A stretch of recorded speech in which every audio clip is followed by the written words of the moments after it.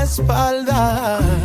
7:07 de esta mañana de martes 26 de noviembre. Saludamos a quienes nos acompañan en la jornada de hoy. Están con nosotros Valentín Abullanet, muy buenos días. Hola, ¿qué tal, Erika? Buenos días a todos. Y Guillermo Uruñuela, muy buenos días. Buenos días. ¿Oyes bien, Guillermo? Sí, más o menos. Ah, vale. Bien, estupendo. Oye, novedad. Vale, sí.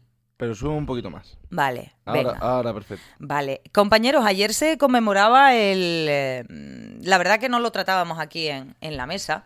El 25, yo sí lo decía en el informativo y demás, pero el 25N, fecha escogida como Día Internacional de la Eliminación de la Violencia contra la Mujer, con numerosos mensajes para dar visibilidad a esta situación.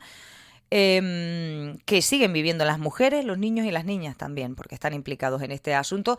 Y a mí sí me gustaría conocer, ya que estamos aquí analizando todos los días los mismos temas, que me hablaran de su perspectiva respecto a un día como el 25N y sobre todo a la causa que lo ocupa. Valentín. Bueno, vamos a ver, yo he estado mirando los datos, ¿no? Y los datos son la verdad es que bastante flipantes, quiero decir. Las denuncias de violencia sexual contra menores, ¿vale? Contra niñas, han crecido un 200% en los últimos 10 años. Casi la mitad de las víctimas de delitos sexuales son niñas o adolescentes, o sea, el 44,5%. Y alcanzan al 75% si se tienen en cuenta a las menores de 30 años. Yo creo que estamos en un momento en el que efectivamente hay que tomar nuevas medidas, quiero decir. Yo siempre he dicho que es una cuestión cultural.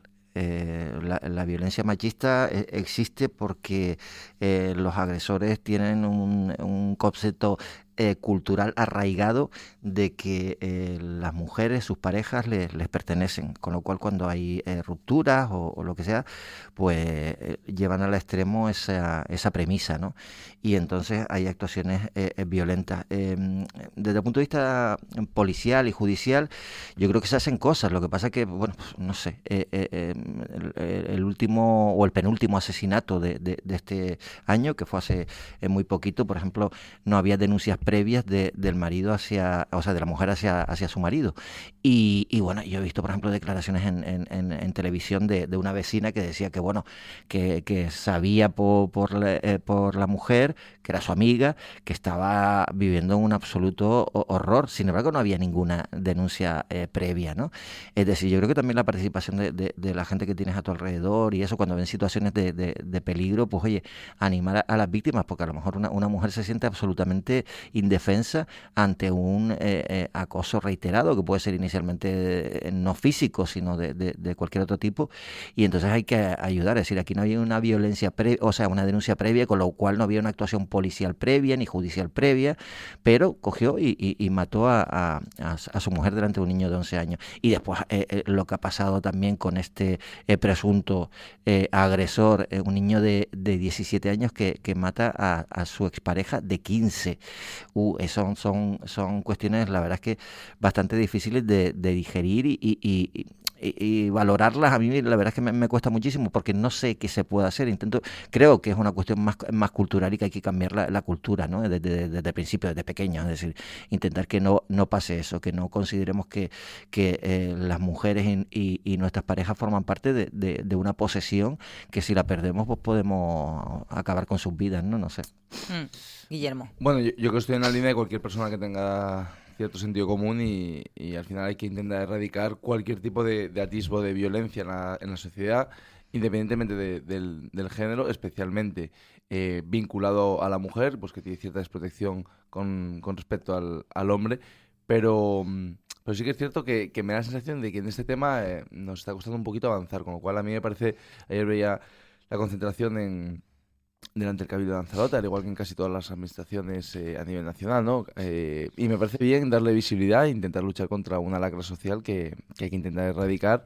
Y repito, al igual que cualquier comportamiento violento, ya sea homicida o no, hay que extirparlo de la sociedad, porque creo que, sobre todo en un país como España, desarrollado, el primer mundo, quizá en el tercer mundo pues las políticas sean más complicadas o el arraigo cultural que comentaba Valentín sea más difícil de poder introducir, ¿no? Porque sí que es verdad que si salimos de España y nos vamos a otros países de Oriente Medio, incluso de África, la parte cultural, ese enfoque machista prácticamente inoculado desde que uno es niño, está muy arraigado y es una lucha diferente. Pero en España creo que poquito a poco hay que intentar dar pasos repito, en un país del primer mundo civilizado, donde bueno, cualquier comportamiento violento, por supuesto, cualquier actuación homicida, hay que perseguirla, hay que denunciarla y hay que ponerla encima de la mesa para que no se ocurran.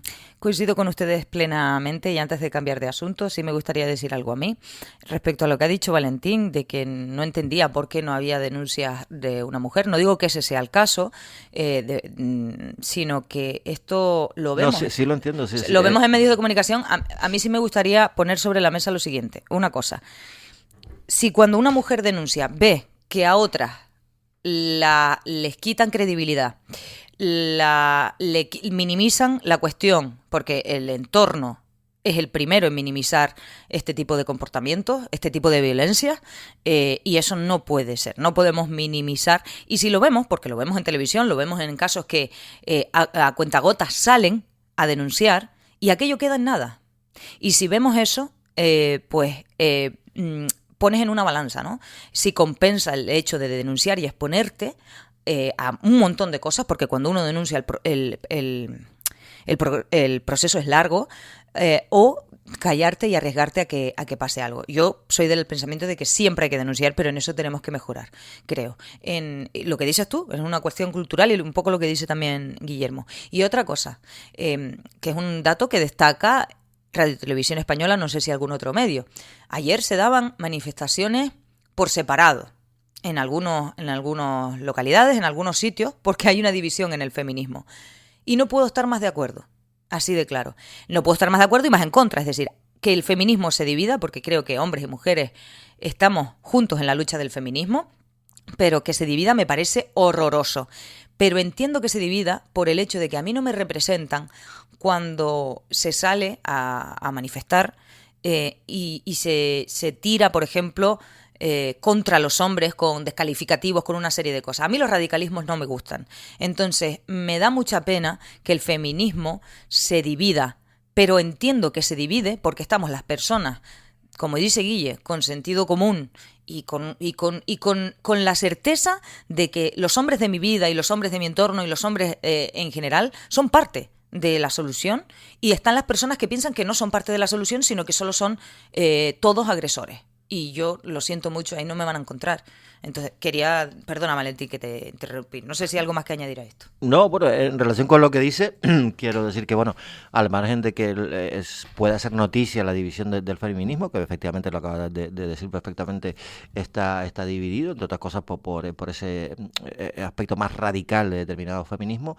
La cuestión es que ambos feminismos, digamos, están en contra de la violencia, contra la violencia machista, ¿no? Y yo creo que ahí estamos un porcentaje muy alto de los hombres, evidentemente, y que también hay un porcentaje de hombres. Bueno, todos, de claro, hecho. ¿Quién está a favor de eso? Nadie. Claro, no, pero sí que hay conductas machistas, quiero decir, eso es evidente. Hay conductas machistas y hay que perseguirlas. Yo qué sé, si miras las encuestas, Guille te dice que... Y los jóvenes me preocupan mucho porque no tienen percepción de entre que... la gente joven, ¿no? Que veían normal, por ejemplo, meterte en el móvil de tu pareja. Tienen sus contraseñas. Ver, sí, entonces ese tipo de conductas no son, digamos, sanas, ¿no? Y entonces pues hay cosas que hay que quitar. Claro que nadie está a favor de la violencia. Pero eso es aplicable solo a los chicos con respecto a los móviles de las chicas. No, eso es aplicable a todo el mundo. Porque yo conozco a chicas y que no son tan jóvenes que tienen las contraseñas,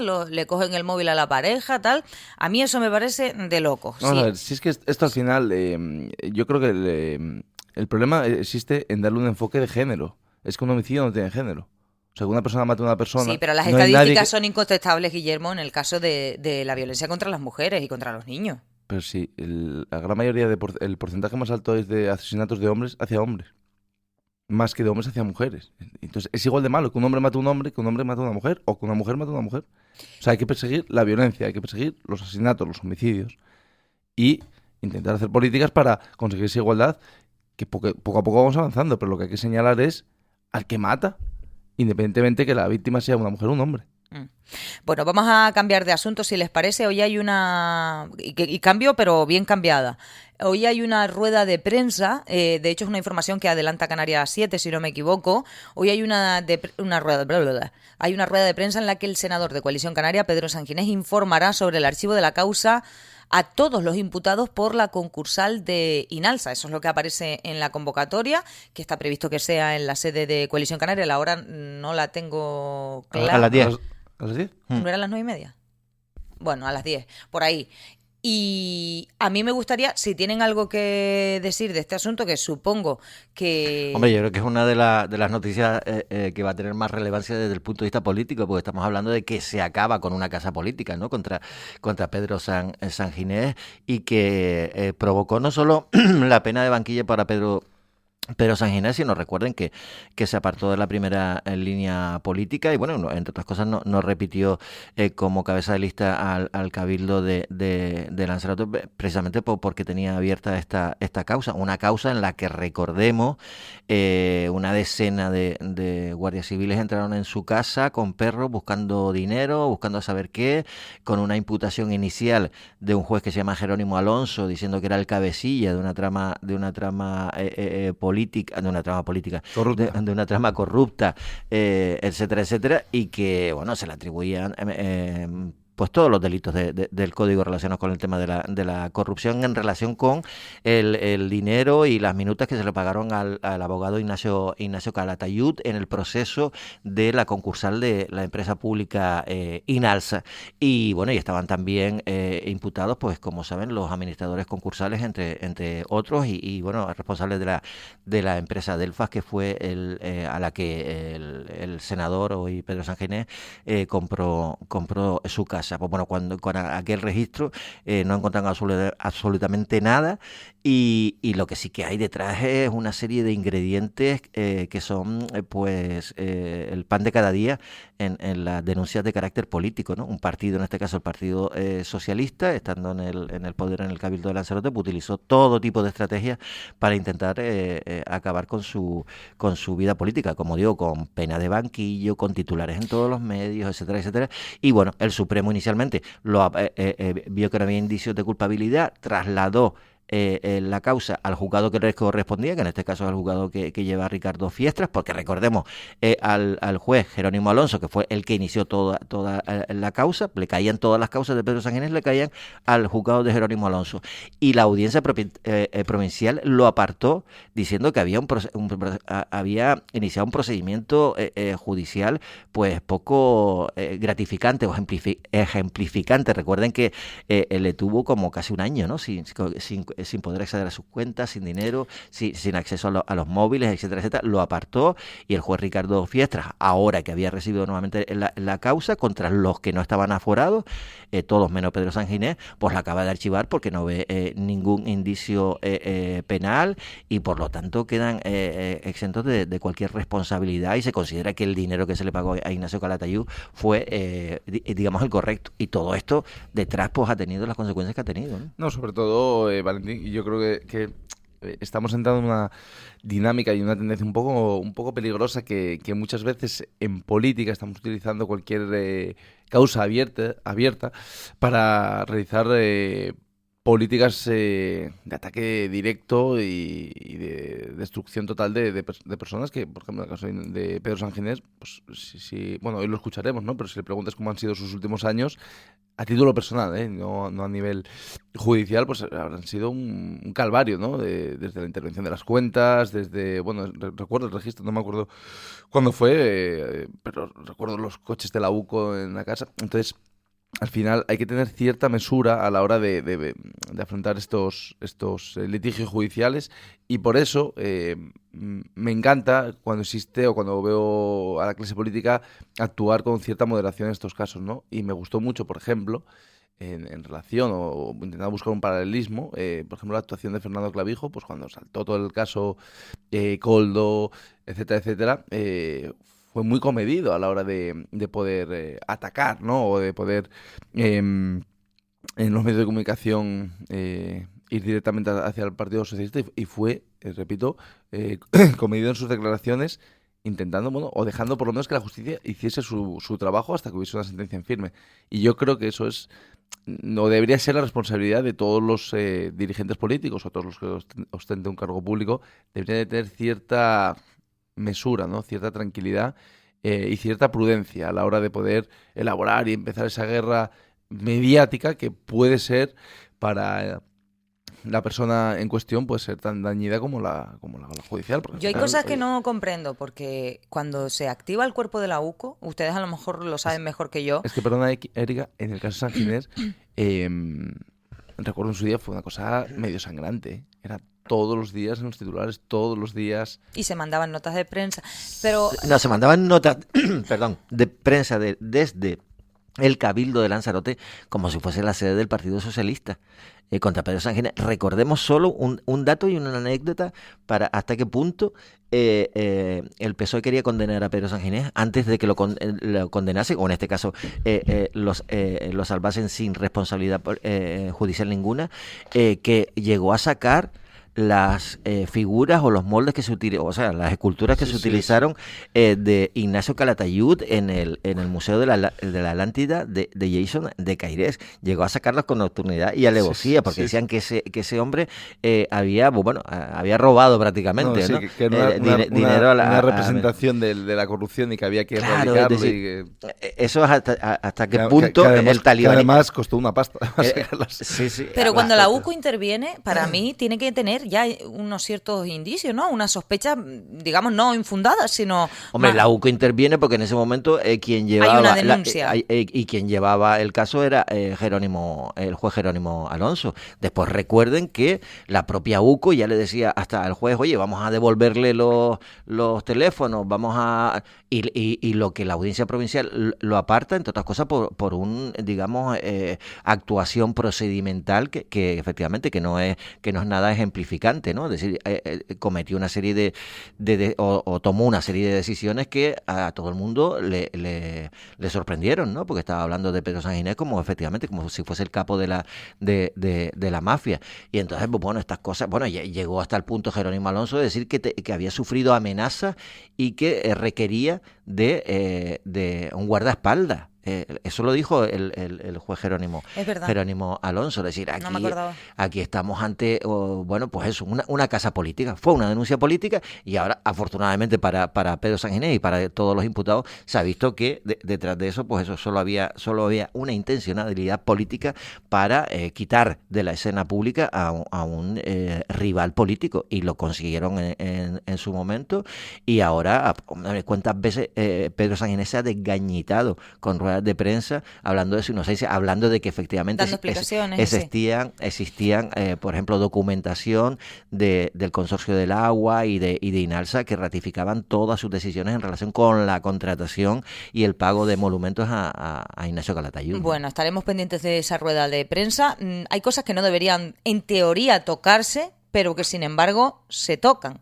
Lo estamos viendo a nivel nacional. Sigo hablando de la UCO, de la Guardia Civil, que considera que existe una participación preeminente del fiscal general del Estado, Álvaro García Ortiz, en la filtración de los correos que denunció Alberto González Amador, la pareja de Isabel Díaz Ayuso, presidenta de la Comunidad de Madrid, sobre su pacto por fraude fiscal con la Fiscalía. Eso por una parte. Está, por una parte, lo que es el papel del fiscal general del Estado, Álvaro García Ortiz, y por otra parte está la forma de actuar del líder de los socialistas en Madrid, Juan Lobato, que le auspicia un poquito tiempo dentro del partido. Sí, la cuestión es que a ver qué dicen los correos que le mandaron a Juan Lobato, ¿no? Que se supone que es una filtración que viene directamente de Moncloa. Y que por tanto lo que hizo fue llevar esos correos a notaría. Y entonces el juez le ha llamado a declarar a Juan Lobato para ver por qué llevó esos correos a notaría y hasta qué punto hay una implicación de Moncloa. Aquí la cuestión está en si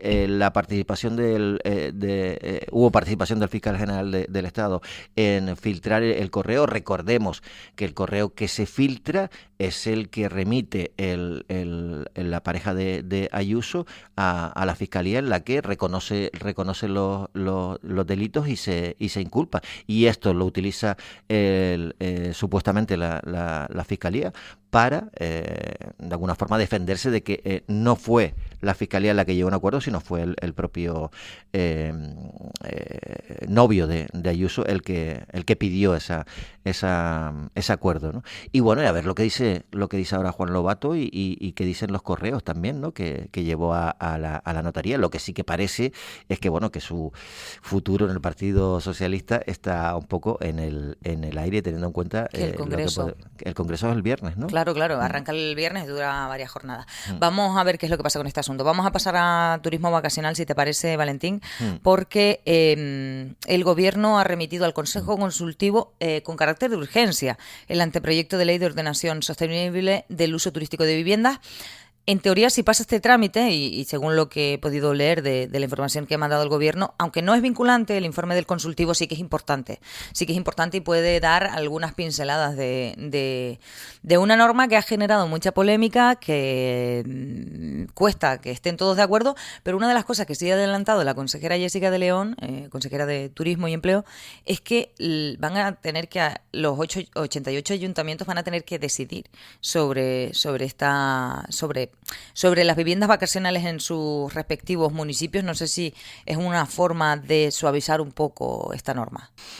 Hombre, supongo que los ayuntamientos dirán que les han pasado la pelota a ellos, pero que en realidad también tiene bastante sentido, porque recordemos aquí mismo, en las voces de la mañana, el alcalde de por ejemplo, de Aría, que es del Partido Socialista, llegó a decir que en su municipio interesa que haya alquiler vacacional. ¿Por qué?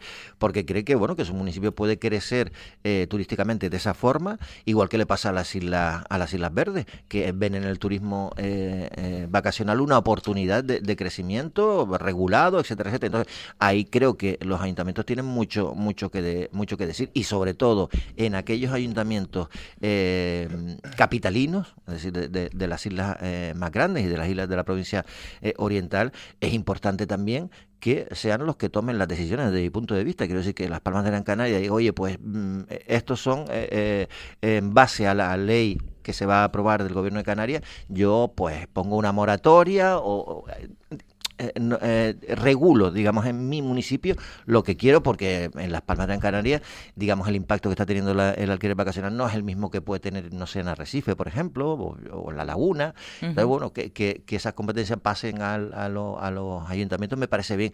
Ahora, mi pregunta es, para este viaje a lo mejor no hacía falta tantas alforjas, quiero decir, una ley para que sean los ayuntamientos finalmente los que tengan la última palabra, y sobre todo lo que me preocupa es que tienen que regularlo a través de sus planeamientos urbanísticos.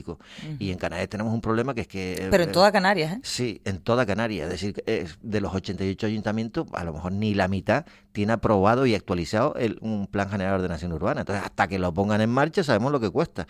El de Arrecife, mira, está todavía ahí sin aprobar, San Bartolomé tampoco. Es decir, va a ser complicado. No sé por dónde saldrán los ayuntamientos y qué dirá la oposición de esta ley, ¿no? De todas maneras, hay datos bastante clarificadores, porque recientemente,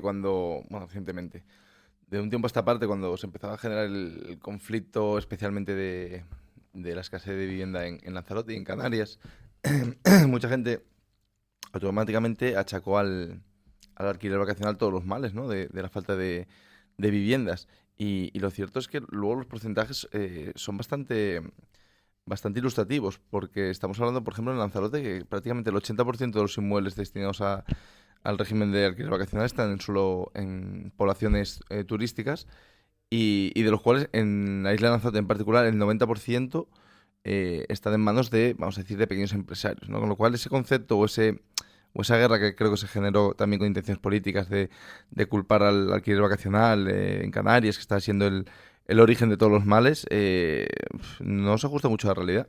Y por ejemplo, y enlazando, porque al final tiene una conexión directa el alquiler vacacional con la falta de vivienda, que para mí es sin duda el principal problema que existe ahora mismo en Lanzarote junto con el agua. Lo cierto es que el principal problema que existe en la isla es una ley de vivienda que desprotege bueno, ya hemos hablado de ello, pero desprotege al propietario y a mí ese dato me llamó la atención, que creo que el 82% de los inmuebles destinados al alquiler vacacional están en poblaciones turísticas, sea Costa de Guise, Playa Blanca o Puerto del Carmen, que en un inicio, cuando se empezó a elaborar este mensaje de que el alquiler vacacional, que estaba destruyendo el tejido habitacional, etcétera, etcétera, no se ajusta mucho a la realidad, porque en el caso de Lanzarote están casi todas las viviendas vacacionales, o un porcentaje muy alto, están vamos a decir, en ubicaciones correctas y concretas turísticas. Luego está la crítica, porque hay más cosas, hay más, ahora me dice Valentín, pero hay más, porque Guille, hablas en fin, de lo que aporta la vivienda vacacional. Si bien es cierto, también es cierto que se han solicitado, a raíz del anuncio de regular esta actividad, pues se han solicitado, seguramente muchas de ellas de forma, pues por si acaso, licencias para vacacional. En este sentido, y ya lo ha avisado el Partido Socialista en numerosas ocasiones, ha denunciado que la isla no puede más. Dice que desde la llegada al Cabildo de Osvaldo Betancourt ha autorizado más de 2.000 nuevas camas turísticas. La secretaria general del Partido Socialista y diputada en el Congreso, María Dolores Corujo, afirma que hay que parar ya, se están cargando la isla, la moratoria de camas turísticas es urgente. Y además aprovecho para incluir la denuncia que hacían este lunes sobre una reciente autorización que ha otorgado el Cabildo de Lanzarote para construir un nuevo hotel en Costa Teguise con más de 400 plazas. Hombre, yo creo que en una mentira, por mucho que la repitas, no se va a convertir, ¿verdad? Eso sí, si la utilizas políticamente, pues te puede dar resultados. Pero vamos, de entrada, en esas 2.000 camas que dicen, incluyen las 700 y pico del Papagayo Arena. Que el Papagayo Arena ya funcionando, ¿cuánto? 10 años, no sé, aproximadamente. Segundo, es decir, el Cabildo de Lanzarote no tiene competencia ni en urbanismo ni en costas. El Cabildo de Lanzarote solo da una cosa que se llama la actividad turística, que es provisional, porque si el ayuntamiento posteriormente no le da la licencia urbanística, no sale adelante. Y es lo que ha pasado con el hotel Papagayo Arena, por ejemplo, y ha pasado con cualquier hotel. Tú pides una licencia de actividad, yo tengo, no sé, un bar y el Cabildo me da, no sé si es el caso, pero me da la actividad, pero pues tiene que ser el ayuntamiento el que me dé la licencia. Y esto lo están repitiendo una y otra vez. Y hay que recordar que bueno, que hubo en su momento un pronunciamiento del Tribunal Superior de Justicia de Canarias, mientras estaba de presidenta Loli Corujo, diciéndole que tenía que pronunciarse, por ejemplo, en relación con el tema del Papagayo Arena, que tenía que pronunciarse porque no se quería pronunciar. Recordemos que la licencia de actividad turística no se la dio. El Cabildo que hizo, oye, tengo la obligación, porque si no podría hasta prevaricar, de si me solicitan un hotel, me solicita una licencia de actividad turística, yo se la doy porque cumple con los parámetros de está en plaza hotelera, es efectivamente un complejo turístico, etcétera, etcétera, y después por los tribunales o por el ayuntamiento, por lo que sea, la licencia urbanística, que es la que le ha permitido construir, es ilegal o lo que sea, pues ya pasa de las competencias del Cabildo. Entonces yo creo que ahí volver a repetir que es el Cabildo el que da la licencia urbanística, que no, señores, que la da el Cabildo, por favor. Es que criticar una cosa que es, vamos a decir, defendible a nivel legal y es absurdo, o sea, porque al final, como comenta Valentín, o sea, cuando yo escucho ese mensaje de Dolores Corujo, queda a entender que está pidiendo, en este caso que le exige a Osvaldo Betancourt que prevarique. Es que no tiene mucho sentido, o sea, es como el otro día escuchaba en una tertulia de fútbol y es verdad, dice, coño, al árbitro incluso hay veces que se le critica hasta cuando acierta, ¿no? Entonces dices, oye, cuando acierta no le puedes criticar, pues es un poco lo mismo, cuando actúas correctamente conforme a la ley, ¿qué vas a demandar? Luego otra cosa será tu percepción de isla saturada o de que nos estamos cargando el territorio o esos mensajes políticos, esos eslóganes que llevo escuchando sobre todo la última legislatura por parte del Partido Socialista, pero al final no sé muy bien me parecen como tiros al aire, ¿no?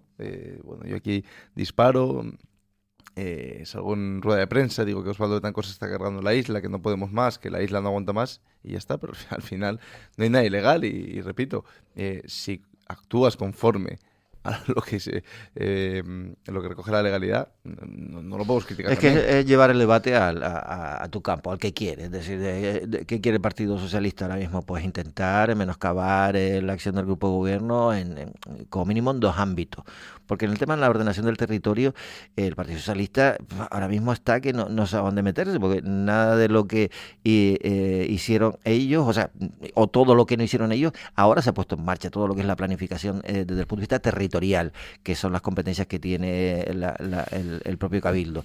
Y bueno, y como ahí no pueden sacar, pues sacan con el tema de aprovechando todo el tema de la movilización, el cabreo que tenía la gente por el tema fundamentalmente de la falta de vivienda, pues aprovechan para hablar de que este Cabildo lo que pretende es crear más camas turísticas y bueno, y que haya más masificación y saturación. Y después, pues bueno, con el tema del agua también sabemos que está cómo está actuando, porque ve que es otro caballo de batalla, que es un problema, digamos, que está ya enquistado y por ahí quiere atacar. Y bueno, esa es su... Pero claro, yo no sé si, porque hay una cosa que es una percepción, digamos, social, no solo en Lanzarote. Acabo de estar, el fin de semana pasado estuve en Tenerife y además estuve en una boda, con lo cual compartí con gente de distintos ámbitos y muy variada.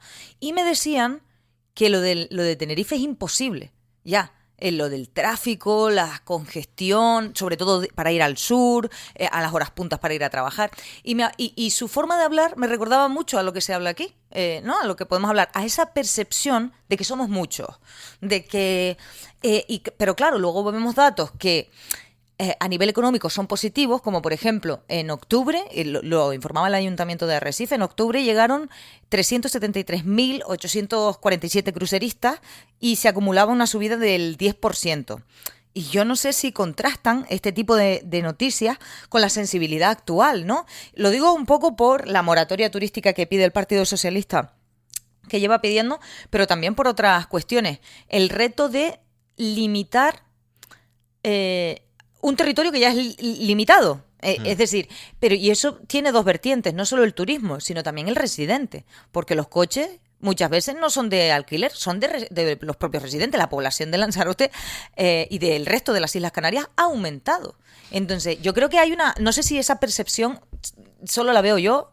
Es que están los datos ahí, hay un crecimiento demográfico que es lo que pasa es que aprovecharse de eso para... Claro, el problema es que hemos tenido un crecimiento demográfico, ahí están los datos, de hecho se estaban intentando tomar medidas desde el gobierno de Canarias y de todos los cabildos con esa conferencia de presidentes, y después hay otra realidad, que es que cuando salimos de la pandemia hubo un boom en materia turística. La gente salió de vacaciones porque sabía que, bueno, que como viniese otra pandemia se acababa el mundo directamente, y ha crecido muchísimo el turismo. Lo que pasa que, ha crecido la población residente, pero mientras tanto, en los últimos, por lo menos en Lanzarote, los últimos 20 años, no ha habido acompasado un crecimiento de infraestructuras públicas. Es decir, y claro, lógicamente, si tenemos el mismo hospital, si tenemos los mismos colegios, si tenemos las mismas carreteras, pero hay más coches, hay más residentes, hay más tarjetas sanitarias, etcétera, pues lógicamente, si antes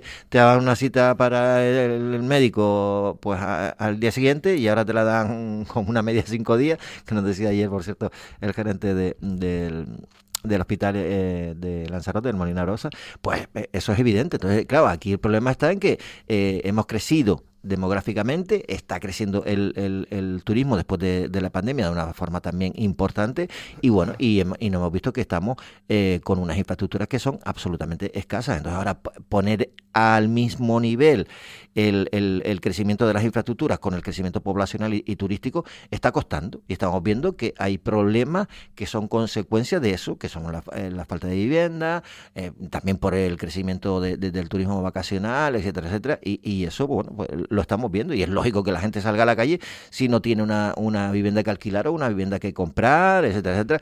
Y después, que también es evidente que la gente salga a la calle si ves que hay más turistas que en años anteriores, y encima pues la gente pues ya digamos que viene a las islas y hace absolutamente todo lo que le da la gana sin tener normativas que regulen el acceso pues a determinados espacios en islas que tenemos un porcentaje altísimo. Lanzarote tiene el 60% de su territorio territorio protegido, quiero decir. Y claro, lo que hay que evitar, pues bueno, ese tipo de cosas.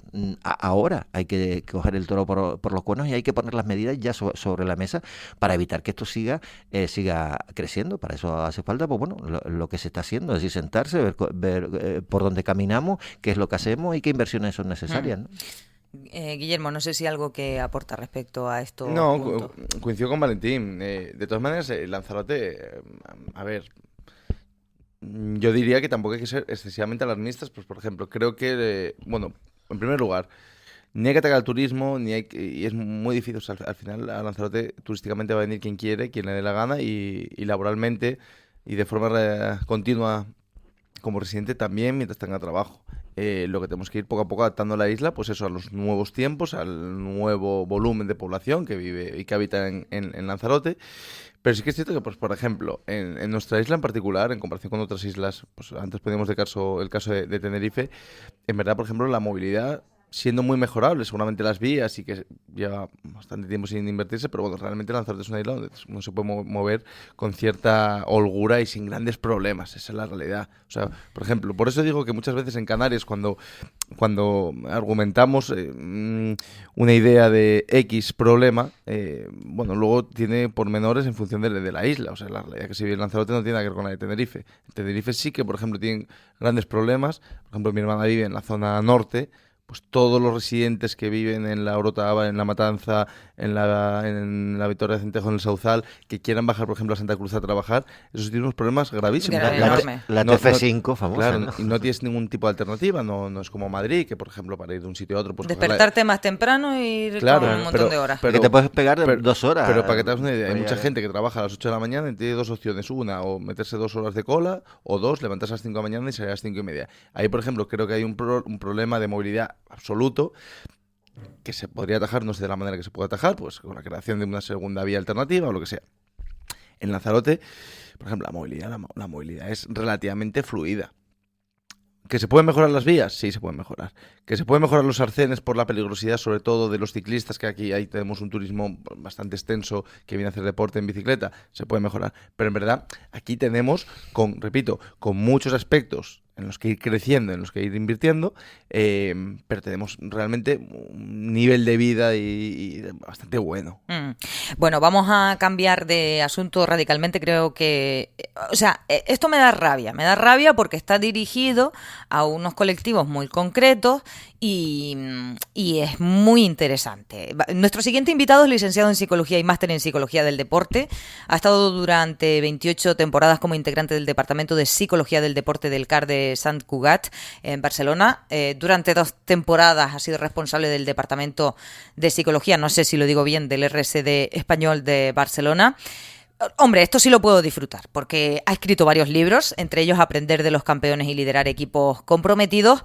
Además es conferenciante y formador de empresas. ¿Por qué digo que me interesa mucho? Porque aunque su campo directo es el deporte, su conocimiento es aplicable a distintos ámbitos de la vida. Está con nosotros Pep Marí, psicólogo deportivo enfocado en alto rendimiento. Muy buenos días. Muy buenos días, equipo, y gracias por invitar a Psicología a vuestro programa. Muchísimas gracias por estar con nosotros. Ahora le doy paso a mis compañeros. Seguro que Guillermo Uruñuela y Valentín Augenet tienen muchas preguntas para usted, pero bueno, en concreto le llamamos porque usted vendrá a un ciclo de conferencias que se celebran los días 10, 11 y 12 de diciembre en Arrecife y están dirigidos a diferentes grupos. No sé si nos puede comentar un poco cuál es el plan. Claro que sí. Lo primero que quiero deciros es que ahora os contaré los temas y los grupos y los días, pero podéis venir a cualquier de ellos, os podéis apuntar a cualquiera de ellos porque, como bien dices, los temas son transversales, sirven para la vida, no solo para el deporte. Uh-huh. Empezaremos el martes dirigiéndonos a los deportistas. Las charlas siempre serán a las 6 de la tarde, siempre. Entonces hablaremos de aprender a entrenar. Quizás sea lo más importante de todo. Empecemos por entrenar bien y después ya nos plantearemos competir bien. Decía el más grande de todos, Michael Jordan, que no importan las horas que entrenas, importan las horas que tu cabeza está en el entrenamiento. A ver si les puedo enseñar, dar algunas pautas, algunos recursos que les pueden servir para marcarse objetivos, para estar concentrados, para utilizar la visualización para aprender y corregir lo más rápido posible. Eso será el martes. Vamos al miércoles, cambiamos de público. Esta vez los entrenadores y los delegados, la gestión del vestuario. Atenderemos a cosas tan básicas como que si hay que tratar igual o diferente a la gente, ya os avanzo la respuesta, depende, siempre depende, pero hay que saber de qué depende. Y les voy a enseñar a hacer excepciones dentro del equipo sin morir en el intento. Eso será el miércoles. Y finalmente el jueves, mi charla preferida, dirigida a los familiares de los deportistas. Ser solo padres y madres en relación al deporte. En el momento en que los padres intentan, con la mejor de las intenciones del mundo, adoptar otro rol distinto al de padre y de madre, y empiezan a ser de entrenadores, de psicólogos, de representantes, de árbitros, directivos, el deporte deja de ser la mejor escuela para la vida que yo conozco. Así que este es el menú para el 10 y el 11 y el 12 de diciembre en Arrecife. Compañero, Guillermo, perdón. ¿Qué tal, Pep? Buenos días, bienvenido lo primero a Lancelo Radio.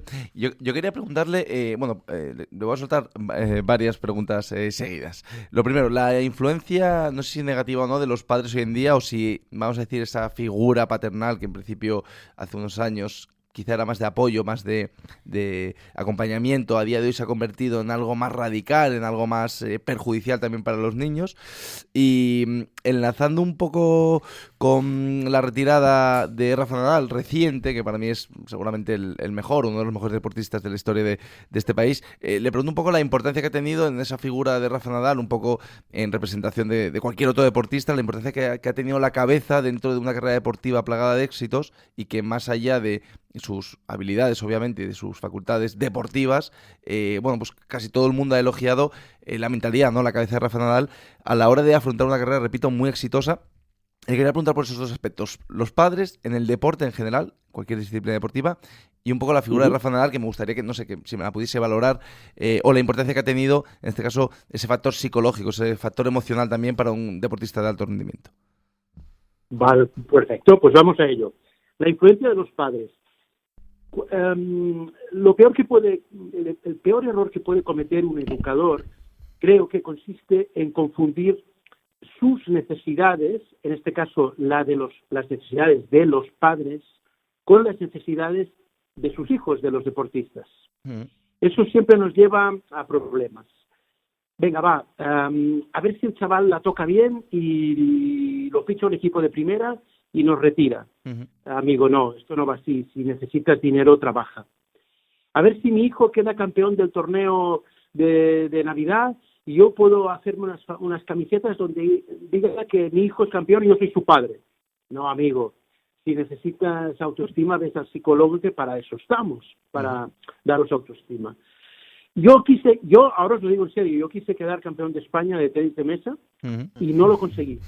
A ver si tengo un hijo que juegue también a tenis de mesa y que quede campeón de España por mí, para mí. No. Esta es su vida. La vida de mi hijo sirve para conseguir sus objetivos, no para que yo consiga los míos. En el momento en que los padres se proyectan de esta forma tan bestia, entonces eso es el principio del fin y ya no ayudan para nada y meten más estrés que otra cosa en el deporte. Sí. Rafa Nadal.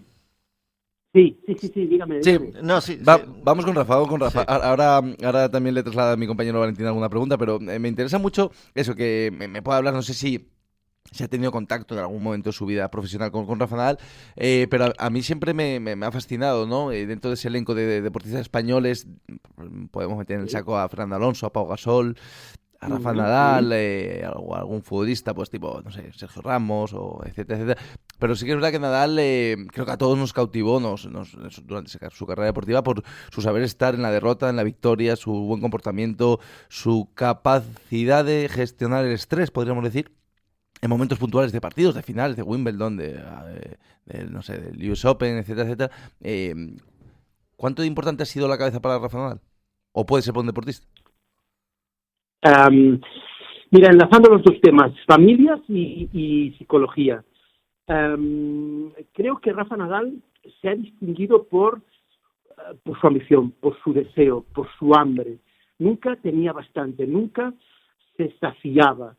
Sus valores le han convertido no en uno de los mejores, sino probablemente en un mito, en un referente para muchas generaciones. Ujú. ¿De dónde viene este hambre? Creo que viene de la educación. Creo que tanto su núcleo familiar como su tío al principio jamás le dijeron frases del estilo siguiente: esto está muy bien, genial, ya tenemos bastante, por hoy suficiente, vamos muy bien, así llegamos seguro. Creo que siempre oyó: está bien, pero no es suficiente, hay que continuar. Tus rivales también están en este nivel, tú tienes que hacer algo más para diferenciarte. Tenemos que seguir, no nos podemos conformar con esto. Creo que de ahí parte estas ganas de comer insaciables que tenía en la pista y que lo han convertido en alguien distinto. Algo que ha mamado desde pequeño. Siempre digo que los valores se maman en este caso, ¿no? Y con esos valores creo que ha marcado la diferencia, aparte de su trabajo, ¿no? Pero el trabajo también está dentro de esos valores. Uh-huh. Valentín. Sí, señor Marí, buenos días. Yo quería preguntarle Buenos por algo que dijo antes, ¿no? Es decir, lo del el tema de bueno, también convivir con el fracaso. A mí hay una cosa que me gusta, quiero decir, del deporte, porque sirve, sobre todo los deportes de equipo, sirve para crear, pues bueno, determinadas sinergias entre los niños, etcétera, etcétera. Pero después tiene digamos, un aspecto de competitivo que es el que no me gusta, sobre todo porque muchos niños, a lo mejor en el fútbol, que es lo que he visto yo mucho, tienen referentes que son jugadores de élite, o sea, gente que después, pues bueno, la imagen que te transparenta es la de jóvenes que con 20 y pico años llevan Ferrari, viven en casas fenomenales, tienen familias con mujeres y niños guapísimos, todo. Entonces como que los niños quieren ir hacia eso, cuando hay que decirles que efectivamente si usted no pudo ser campeón de tenis de mesa, ellos tampoco van a jugar en la primera división, sino que tienen que aprender a divertirse. Entonces ese aspecto competitivo me parece que a lo mejor también digamos que interfiere mucho, ¿no? en el tema deportivo. No sé qué piensan, ¿no? Sin duda alguna. Buena cuestión. Hay que prepararles para el fracaso, porque el fracaso es lo más normal de todo. Forma parte del proceso de aprendizaje. A veces, cuando doy charlas a familiares de deportistas, me preguntan: ¿y usted sabe si mi hijo va a llegar? Y entonces yo les digo: yo sí que lo sé, ¿eh? Ah, sí, usted lo sabe, sí. Y le digo: ¿están preparados? Sí, dígame. Y les digo: no va a llegar. De cada 10.000 chavales que juegan a fútbol, uno es profesional. Por tanto, hay 9.999 que no. ¿Que su hijo puede que sea el profesional? Difícil. Bueno, si quieren no lo descarten, pero no cuenten con ello. El fracaso nos recuerda que no todo depende de nosotros. Así que creo que hay que prepararles para eso. Aunque el verdadero fracaso no es tanto conseguirlo o no, sino rendirse, dejarlo de intentar, no aprender nada de esa cuestión. Eso es fracaso. Porque si no, el fracaso, insisto, forma parte del proceso de aprendizaje y está ahí para ayudarnos a continuar. Uh-huh. Guillermo. Yo, ya llevándolo un poco a un terreno un poco más personal, sobre todo se lo quiero preguntar, señor Martí, porque, bueno, yo en mis tiempos libres entreno un grupo de chiquillos, ¿no? De 10 años, ¿vale? Pero bueno, seguramente sea extrapolable a cualquier otro equipo o cualquier disciplina, en este caso es fútbol. Pero el otro día teníamos una reunión, se lo digo un poco para contextualizar, simplemente es para saber si estoy yo en lo cierto o estoy tremendamente equivocado, porque si no, entonces rectificaré un poco en mi discurso. Tuvimos una reunión de la base, ¿no? Entonces hablaban un poco en la línea que se fiende hoy en día del resultado, de que da igual ganar que perder, que lo importante es que disfruten, de que todos los niños tienen que jugar. Entonces, yo, por ejemplo, puse encima de la mesa dos aspectos, ¿no? Contando que efectivamente lo principal es que, por ejemplo, niños de 10, 12, 11 años, lo que sea, estén a gusto, vayan con ganas de divertirse, con ganas de aprender, porque al final eso a la larga les llevará seguramente a ganar. Pero yo les decía que, por ejemplo, es importante inculcar a los niños que no es lo mismo ganar que perder. Al igual que sin que sirva esto de pretexto para decir, oye, hay que ganar a toda costa con conductas antideportivas, etcétera, etcétera. Pero desde mi punto de vista, lo que yo defendía era que no es lo mismo, que al niño hay que decirle, no, da igual ganar que perder. No hay que decirle que ganar es mejor que perder. De la misma manera que yo a mis hijos les digo que es mejor sacar un 10 que un 7. Oye, si tú luego estudias para un 10 Claro. y te quedas en un 6, pues no pasa nada, pero hay que intentar aspirar a ganar, a sacar un 10. Eso es bueno. Y luego, desde mi punto de vista, porque le quería preguntar a ver si estoy en lo cierto. Y luego, el tema del reparto de minutos, ¿no? Que hoy en día está como un poco estandarizado. Decir, no, aquí todos los niños tienen que jugar. A mí me parece bien que todos los niños tienen que ser partícipes y todos los niños tienen que tener su momento y tienen que estar en un ambiente a gusto. No puede ir ningún niño con la sensación de aquí no juego ni un minuto y tal. Pero sí que es bueno también premiar en este caso, creo yo, aquel niño que se esfuerza más, aquel niño que entrena mejor, aquel niño que luego desarrolla mejor su papel dentro del campo, o hace más caso, o se coloca mejor, o le pone mejor actitud, y no decir, bueno, porque aquí, como todos somos iguales, todos tenemos que jugar el mismo número de minutos. Ujú. Eso es bueno, eso es malo, porque al final estamos generando poca toleración a la frustración, quizá el día de mañana. Exacto, bien visto. Ya sabéis cuál será mi respuesta, depende, siempre depende, ¿no? Ahora, ser psicólogo es responder depende, pero ser buen psicólogo es saber de qué depende, ¿no? Vamos a lo primero que me habéis consultado. ¿Cuál es el objetivo? Crecer, no parar de crecer. Entonces, una muy buena manera, hay más, pero una muy buena manera de crecer es intentar superar a tu rival, dar lo mejor de ti mismo para superar a tu rival. Por tanto, yo sí que soy partidario de incluir la competición, entendida como medio, jamás como objetivo en sí mismo. Nunca el objetivo es ganar. Siempre el objetivo es crecer. Pero una muy buena manera de intentar ganar es, de crecer, es intentar ganar a tu oponente. Por tanto, Sí, para porque- mí, bienvenida a la competición entendida de esta forma, con estos valores, ¿no? Entonces me preguntáis, reparto de minutos. Otra vez depende. Me gustaría que los equipos, a principio de temporada, cuando un club tiene más de un equipo, el A, B, C, hay muchos que tienen hasta 10, imaginaros, ¿no? Entonces, que ese reparto de equipos lo hiciéramos en función, sobre todo, de las motivaciones del chaval o de la chavala. ¿Tú a qué vienes aquí? Yo vengo a pasar el rato, a estar con mis amigos, con mis amigas, a divertirme. Vale, entonces tenéis que jugar todos. Y además estaría bien igual. Pero si tú vienes para eso, para mejorar cada día más, para ser competitivo y si puedes ganar, entonces el reparto de minutos tiene que estar condicionado al bien colectivo. Ahora tiene que jugar este chaval, ya, pero como juega este chaval ahora se nos escapa el partido de las manos. Espérate, vamos a seguir un ratito más los que estamos y cuando esto se cambie un poco, damos entrada a unos nuevos. ¿Cuál es la motivación principal? ¿Social o deportiva? Esto tendríamos que tenerlo en cuenta. Yo agruparía a todos los que van a mejorar en el primer equipo, en el A o en el B, y el resto los pondría en el resto de equipos. Y lo gestionaría de esta forma. Lo que me parece genial es lo que has apuntado al final. Dejar claro a los jugadores a principio de temporada que una forma de premiar su esfuerzo y su compromiso entrenando va a ser gozando de minutos para competir. Eso está muy bien, pero esto lo anunciaría a principio de temporada. Anunciaría las reglas del juego. Ya se nos acaba el tiempo, tenemos mucho más que hablar y sé que Guillermo Uruñuela, gracias por cierto por estar con nosotros, tiene Bueno, chicos, muchas más preguntas, pero las resolverá Pep Marí, psicólogo deportivo, en las próximas jornadas, los días 10, 11 y 12 de diciembre en la Casa de la Juventud de Arrecife. Muchísimas gracias por estar con nosotros, buen día. Buenos días. Me cuenta que de ganas se muere.